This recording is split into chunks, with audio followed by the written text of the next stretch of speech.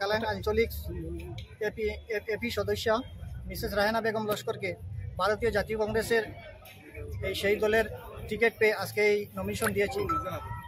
বিগত 15 বছর থেকে ভারত যুব কংগ্রেসের কাজে প্রচেষ্টা চালিয়েছি। আজকে সেই আমাদের কাটিগড়া ডিস্ট্রিক্ট কংগ্রেস মাননীয় অভিজিৎ প্রেসিডেন্ট সাহেবের প্রচেষ্টায় তথা এবং কাটিগড়ার বিধায়ক সাহেবের প্রচেষ্টায় আমাকে টিকিট দেওয়া হয়েছে। আমি মনে করি যে ভারতীয় জাতীয় কংগ্রেস অনেক ভোটে জয়ী হইব। আমজনতা আপনাকে ভোটটা কেন দেবে? কারণ ডাবল ইঞ্জিন সরকার, এখন উন্নয়নের ব্যাপারে যদি কথা বলা যায় তাহলে আমরা দেখতে পাচ্ছি যে ভাজপা সরকার ডাবল ইঞ্জিন সরকার।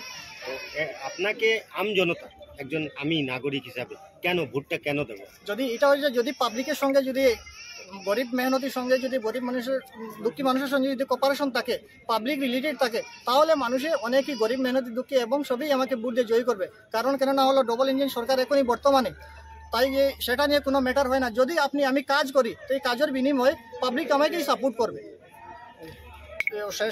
সর্বশেষে কাছাড় ডিস্ট্রিক্ট যুব কংগ্রেস প্রেসিডেন্ট রণজিৎ দেবনাথকে অশেষ ধন্যবাদ জানাই যে গতকালকে আমাকে ভারতীয় জাতীয় কংগ্রেসের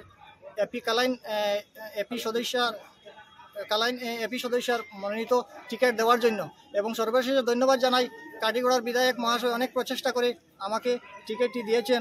এবং সর্বশেষ ধন্যবাদ জানাই বর্তমান অভিজিৎ প্রেসিডেন্ট ডিস্ট্রিক্ট কংগ্রেস, ওনাকে ধন্যবাদ জানাই। এবং আমি আশা করি 2002 থেকে 3000 ভোটে আমি জয়ী করব।